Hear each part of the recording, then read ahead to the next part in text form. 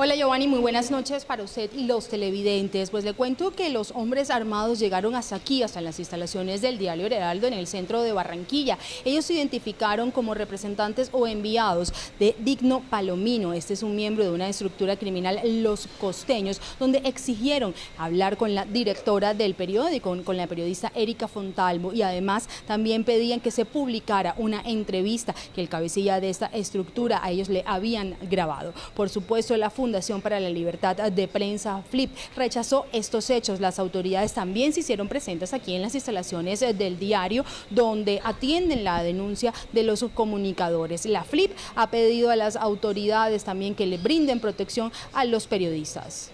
Estas circunstancias de intimidación, de amenazas y de buscar instrumentalizar a los medios de comunicación son un grave ataque a la libertad de prensa. Por lo tanto, exigimos no solamente a la policía y a la Unidad Nacional de Protección que brinden las medidas de manera urgente para la protección de los y las periodistas de estos medios de comunicación, sino que la institucionalidad en su conjunto, tanto a nivel nacional como local, respalden el trabajo de los medios de comunicación y se puedan acercar a los periodistas para conocer cuáles son las medidas más necesarias para atender estos graves casos.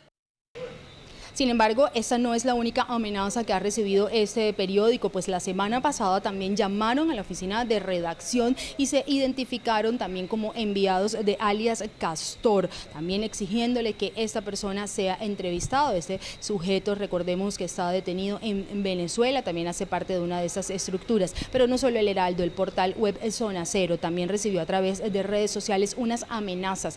Ellos recibieron unos mensajes de unos perfiles falsos que decían, abro comillas, van a pudrir de bombas en sus instalaciones. El Gaula de la Policía y la Fiscalía también atendió esta denuncia y las autoridades están pidiendo, o la FLIP está pidiendo que las autoridades protejan a los periodistas en Barranquilla que están atendiendo los casos de estas estructuras criminales. Información que registramos a esta hora desde la capital del Atlántico. Kimberly Martínez para Red Más Noticias. Gracias, Kimberly. Como director de Red Más Noticias, como periodista, como colombiano, y a nombre de todo este equipo periodístico, manifestamos nuestro rechazo, nuestro repudio por la intimidación y por el intento de instrumentalización por parte de estos zampones a la prensa libre colombiana. Toda nuestra solidaridad con nuestra colega Erika Fontalvo y con todos los colegas periodistas de El Heraldo.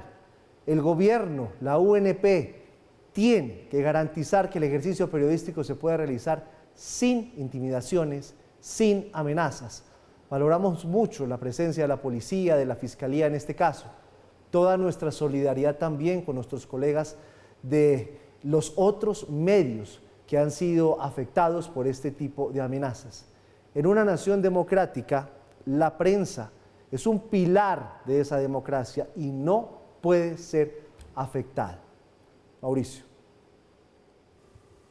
Por supuesto que la solidaridad periodística está por encima de todo, la solidaridad con los colegas y además de eso, ese principio de defensa de la prensa libre y de la opinión libre como pilar de una cultura y de una sociedad democrática como lo es todavía, y quiero que ese todavía sea eterno, la sociedad colombiana.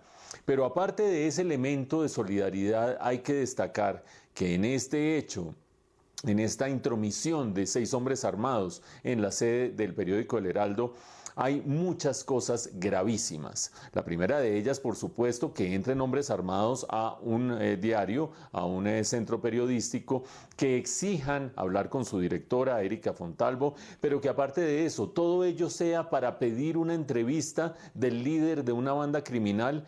¿Con el fin de qué? Con el fin de vincularlo o manifestar su esfuerzo o su intención de unirse al proceso de la paz total. Y ahí se vinculan una dimensión local y una dimensión nacional, ambas tremendamente preocupantes. Sabemos que los índices de criminalidad en Barranquilla han crecido de manera notable. Sabemos que los índices de criminalidad en la costa caribe han crecido de manera notable. Y eso es el resultado esencialmente de ese esfuerzo del Clan del Golfo por agarrar los feudos y los negocios que están en manos de distintas bandas pequeñas. Entra el Clan del Golfo, que estaba en un proceso de acercamiento con el gobierno para llegar a la paz total. en medio de un cese al fuego bilateral, háganme ustedes el favor, y empieza a atacar y a atacar y a atacar. Las bandas se defienden, por supuesto, tampoco es que sean de mejor calaña, ni mucho menos, se defienden, y eso genera violencia de lado y lado con masacres terribles en los últimos días, incluso en la ciudad de Barranquilla.